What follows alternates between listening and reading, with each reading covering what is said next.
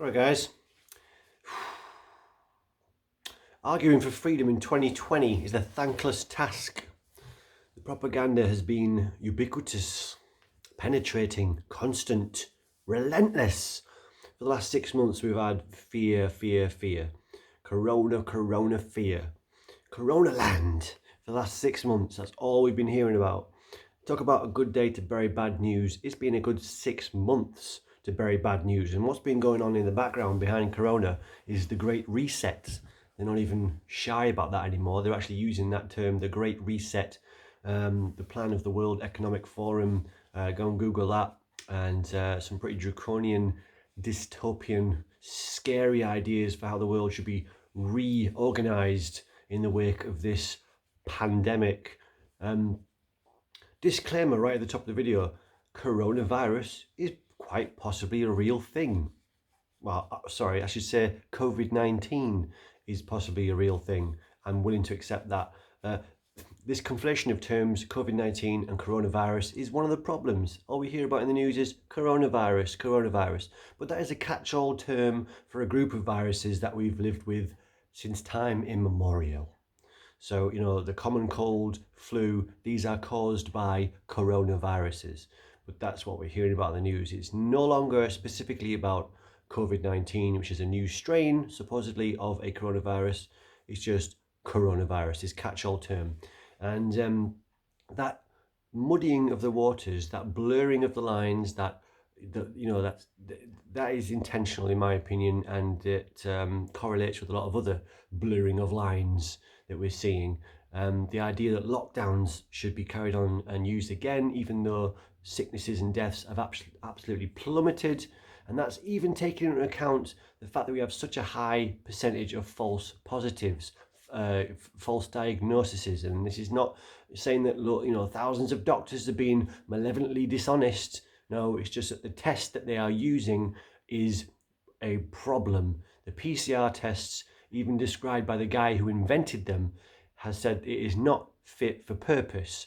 And you can look into that. In fact, I'll put some links in the low bar that will go into more detail on the actual science of the things I'm talking about. I am obviously no authority on any of this. I'm just someone who has a good bullshit radar.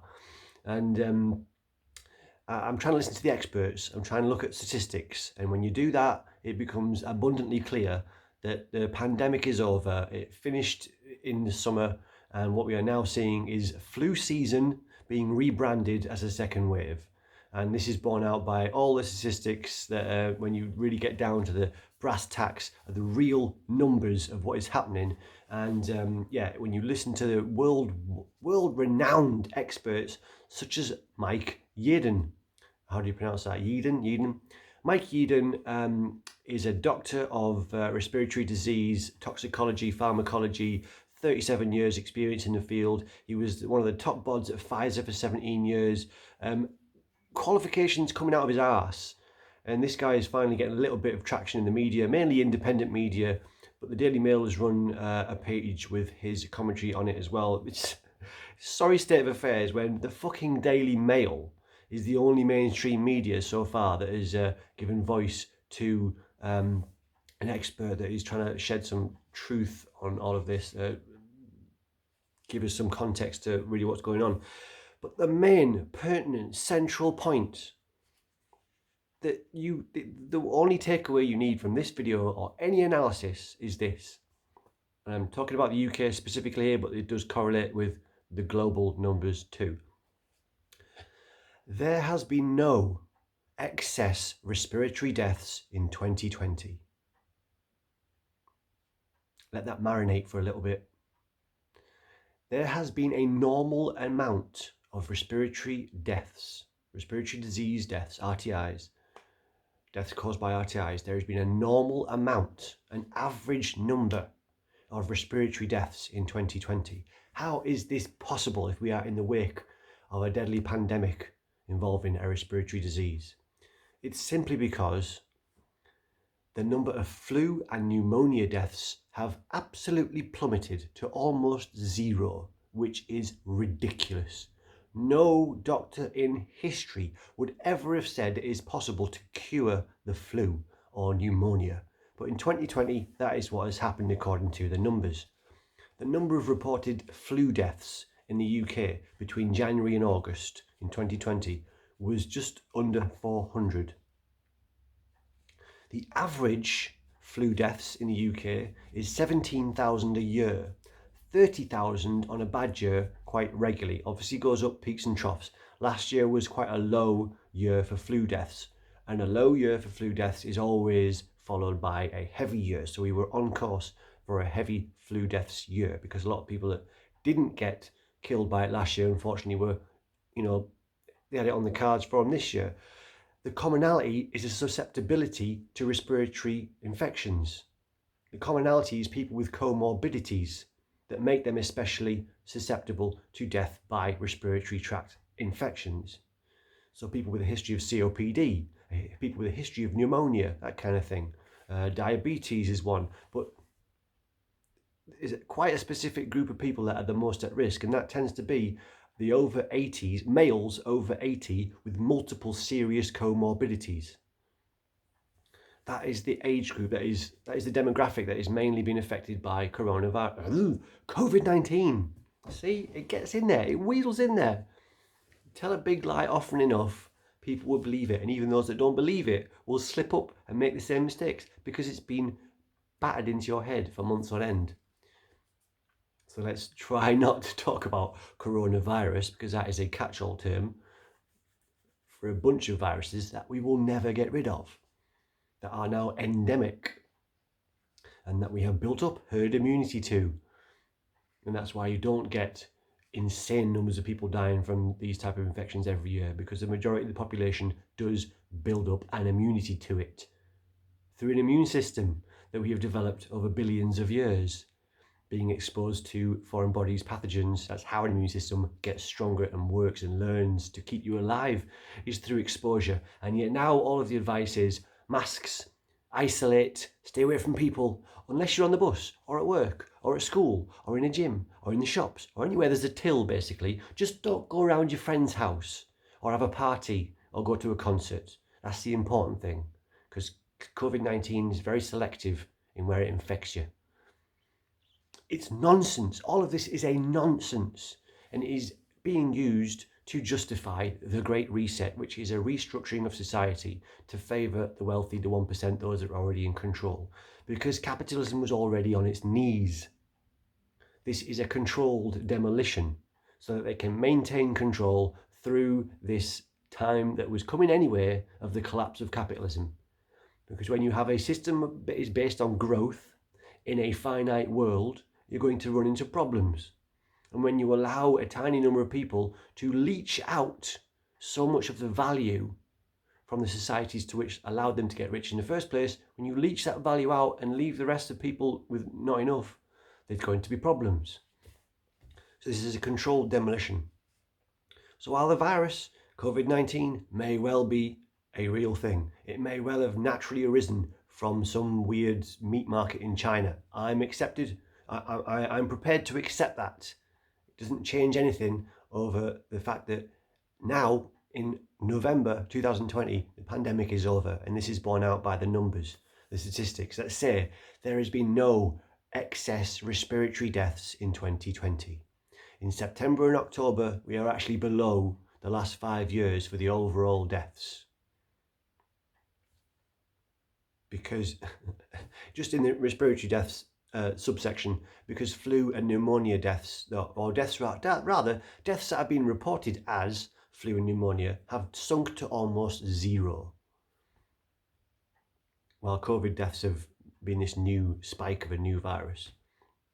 COVID has either cured flu and pneumonia, or thousands of flu and pneumonia deaths have been written up as COVID-19. And again, that's not to say that loads of low-level doctors are lying and in on some global conspiracy. No, it's that the test that they are doing is faulty and picks up a lot of false positives. Enough false positives to justify things like local lockdowns or national lockdowns. Because if you do enough tests, if you do 500,000 tests a day and you have a 1% false positive test rate, It's probably more than that, because the test can't distinguish between live infectious corona RNA or dead non-infectious completely benign corona RNA. It can't distinguish between the two. But even if the false positive rate was only 1% and you're testing 500,000 a day, you're going to have several thousand. You're going to have 5,000 false positives per day, and that's going to be enough to scare people into accepting things like, we need to shut down. There's 5,000 positives. Again, CV19 was quite likely a real thing, quite likely killed thousands of people in March and April, mainly because of the care home massacre. In the UK at least, our terrible numbers, our top of the league terrible numbers for coronavirus, COVID-19 deaths, was mainly down to the care home massacre, in which the government sent infected patients into care homes, which are obviously buildings that are filled with the exact demographic of people that are always most at risk from respiratory deaths. And then they refused those same people treatment. And then they installed a blanket do not attempt resuscitation order without consulting families. And then on top of that, the Corona Act removed checks on dead bodies. And they ended the unexpected death system when COVID-19 was cited. Normally in a care home, if someone dies and they're not on end-of-life care, police need to be called because there needs to be an investigation to find out why someone died when the nurses hadn't expected them to die, essentially. So obviously it makes sense to do an investigation because there might be something foul play or some neglect there. But this year, if you put CV19 down on a death certificate, it would bypass the unexpected death system. And in March and April, care home residents weren't getting tested. Doctors and nurses were putting COVID-19 down on symptoms, on assumed symptoms. But of course, COVID-19 has a long list of symptoms that share a parallel with things like flu, pneumonia, sepsis, and other conditions. Chest infections, I don't even know the stats on chest infections. I'm sure they went down this year as well. But chest infections and pneumonia and flu are always huge killers of the elderly in care homes every single year. Flu and pneumonia and chest infections always overrun hospitals every year. ICUs, go back and Google every year for at least the last 10, whilst the Tories have been in power, systematically underfunding the NHS. We haven't had enough beds every single winter to deal with flu season. It's not a new thing. But now this year, CV19 is going to get the credit. And the Tories must love that. The government must love, don't get me wrong, I'm not singling out, it's not just the Tories. Labour now under Keith Starmer are just as bad. Keith Starmer is essentially the government B team. And it's this same fucking double bluff playoff situation that we've seen before with the fake Labour leaders. Keith Starmer is doing a grand job as the government B team, because as the government feigns some resistance to putting further restrictions on us, and then you've got the leader of the opposition, Sir Keith Starmer, ex of the Trilateral Commission, who has knelt down before our corrupt and decrepit monarch and had that sword on his shoulder, indoctrinated or rather accepted into the same club as the honourable Jimmy Savile. Sir Keith Starmer is playing a blinder as a government B team, pretending to pressure the government into ever stricter measures. Government incompetence has been the get-out clause or the excuse or the canard that all of the rest of the rules have been based on. After the care home massacre in March and April, when they purposefully exposed the most at-risk demographic to this virus, then they sat back and pretended that they were going to do nothing. Just long enough that people freaked out that this rising death rate, mainly among over 80s males with multiple comorbidities in care homes, people freaked out that the government wasn't going to do enough to stop this exploding into some kind of plague-like, like end of the world Armageddon situation. So that's how they managed to fool us quite easily into accepting ever stricter rules.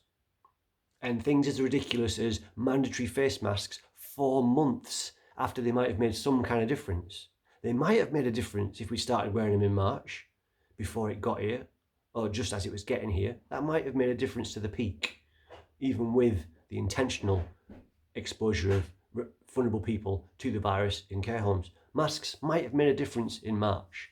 They certainly didn't make any frigging difference at the end of July, after we'd already had several massive nationwide gatherings that resulted in zero change to the death rate, zero increase in respiratory tract infection disease deaths, or even sicknesses and hospital admissions.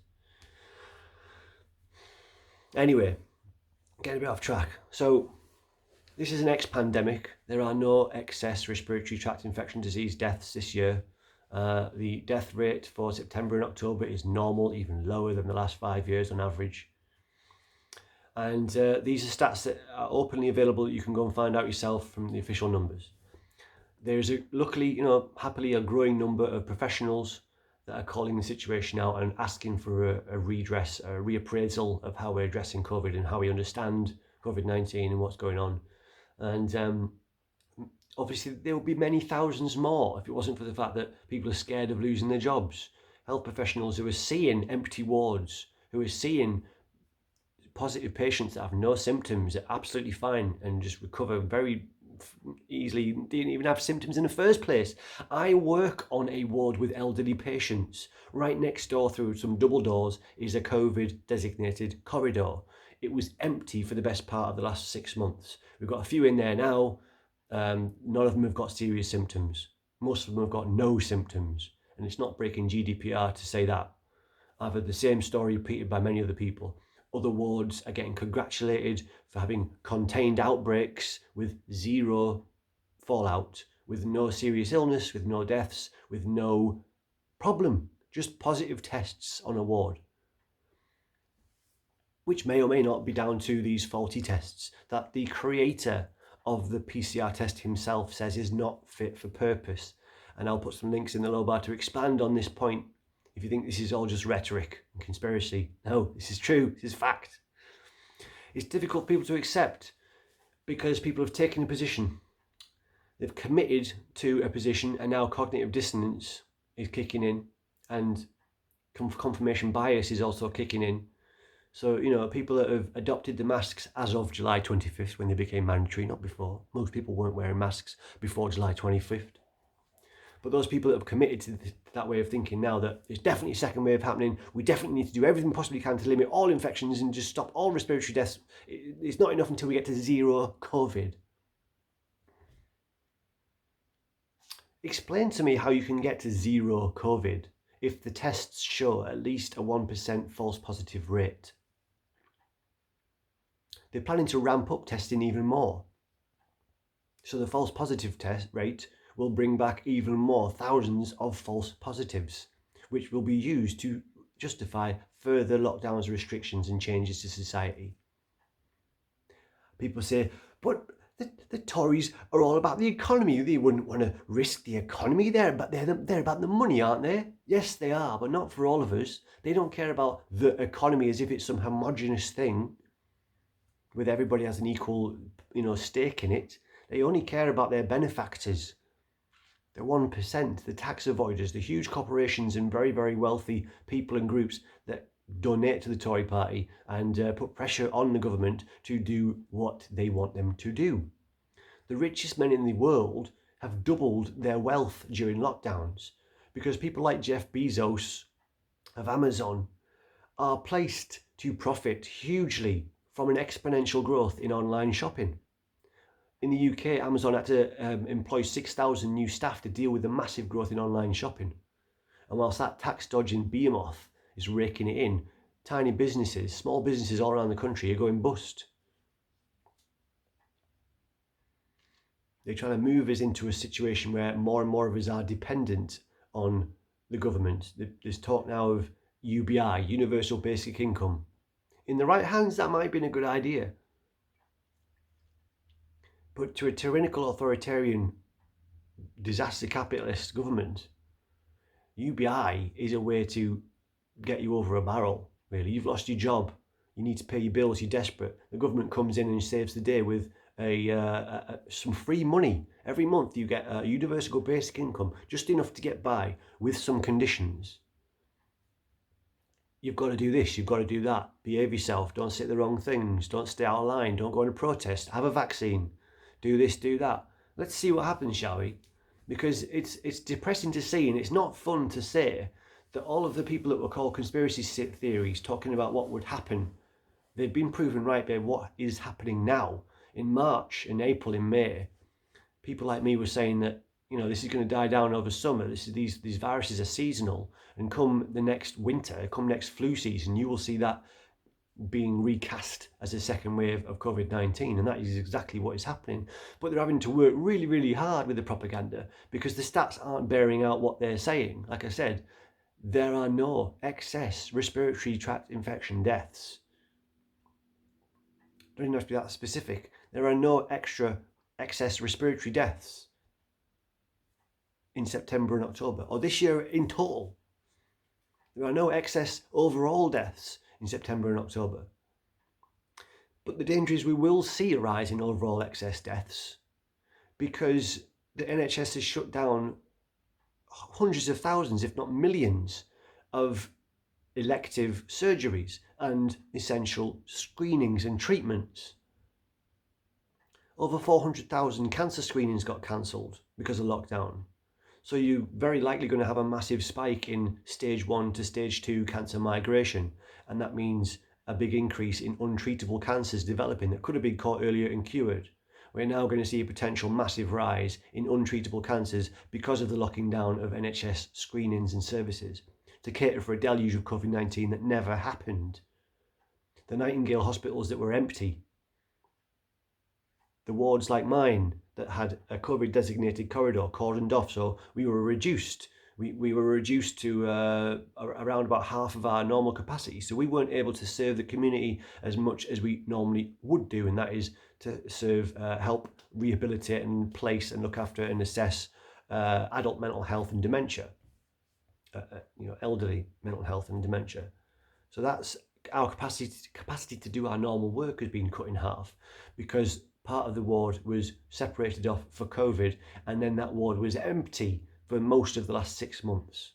Like I said, now we've got a few in now, and none of them got serious symptoms. They're all walking around energetic. They're fine. They just tested positive, and they were already NHS patients. So this is another thing. You can have an increase in COVID-19 admissions and not actually have any more people in the hospital system because you've got thousands of patients that are already long-term patients in NHS trusts, right? They're already there for other reasons, for adult mental health and other stuff. And if they get tested positive, because any kind of mild symptom, they get tested for temperatures every day. If the temperature's high and they have a test done, and they can get transferred to a COVID ward, and then they are classified as a COVID-19 admission, even though they're not sick and they've got no symptoms. They just tested positive.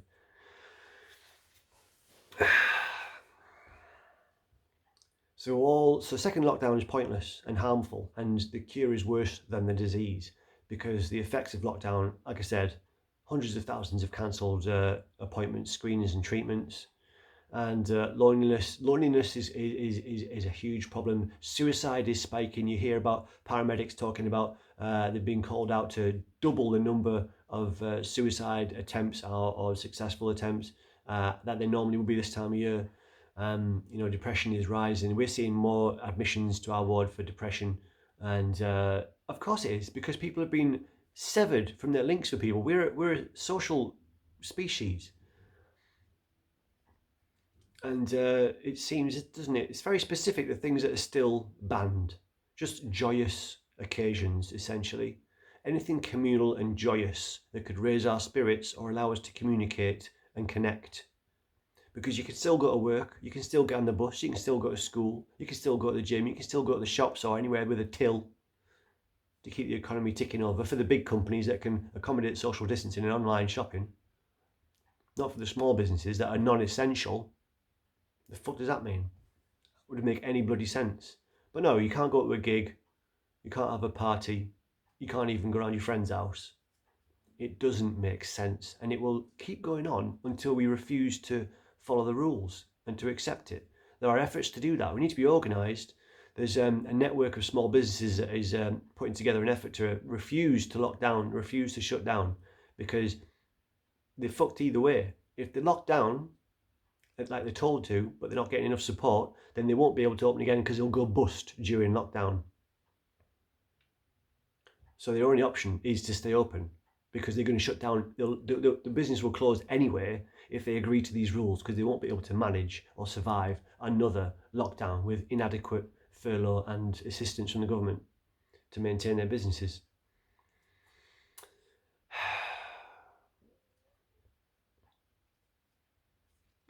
People know how despicable and dishonest these politicians are. We've seen it time. It doesn't get any better. They don't suddenly become honest people. They're liars. They manipulate the situation to serve an agenda, and it's not some shady New World Order. Please look up the World Economic Forum. It's a real thing. They've got a real plan. It's really happening. They're really talking about the Great Reset. That's their rhetoric. Johnson talking about things will never go back to normal even if we're past Corona.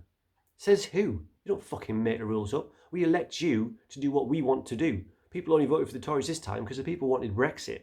And they're still trying to fuck that up as well.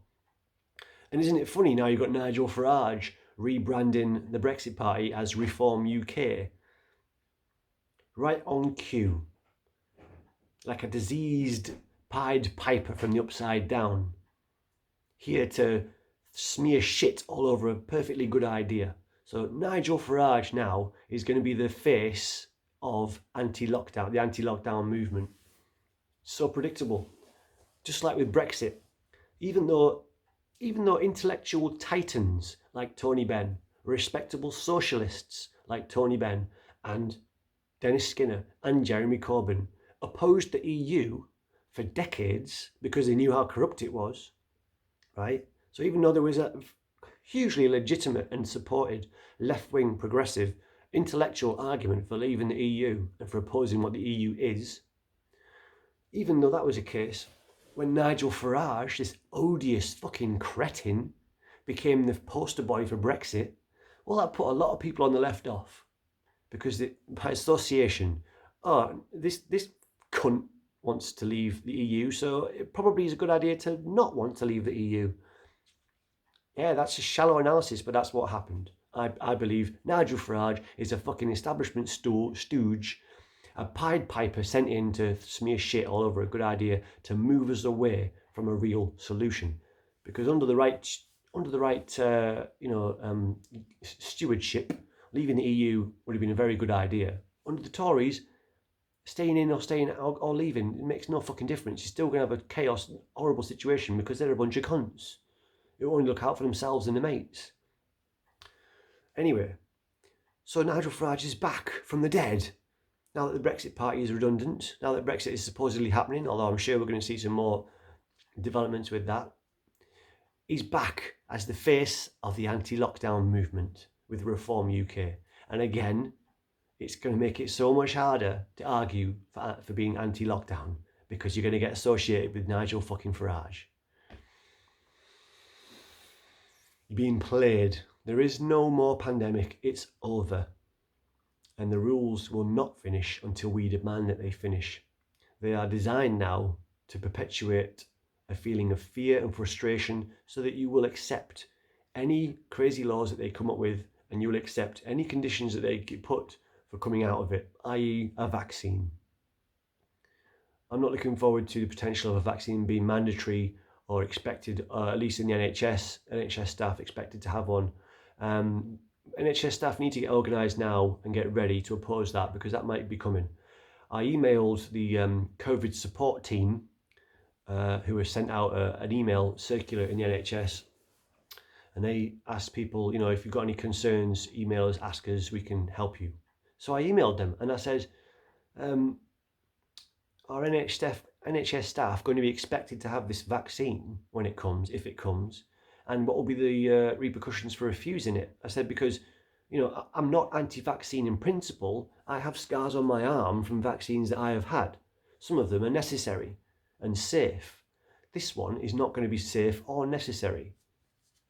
Vaccines normally take 5 years to be developed. This one's been developed for about 5 months.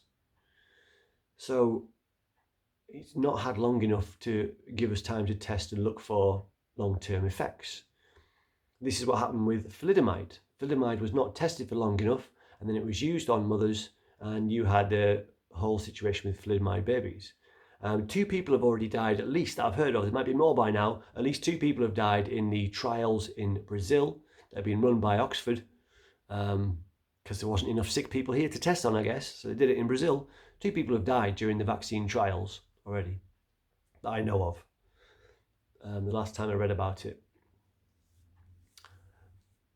But yeah, I've been on my ward looking after elderly people with a COVID ward next door for the last 6 months. They're mainly empty, but there's some in there now, and there has been 1 or 2, at times.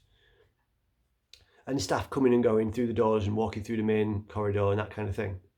And the main staff on the main ward going out into the world and living their life and hugging people and saying hello and talking to people and going to the shops and going here and there and everywhere and coming back to work and working very closely, necessarily very closely physically, with the demographic that is supposedly the most vulnerable.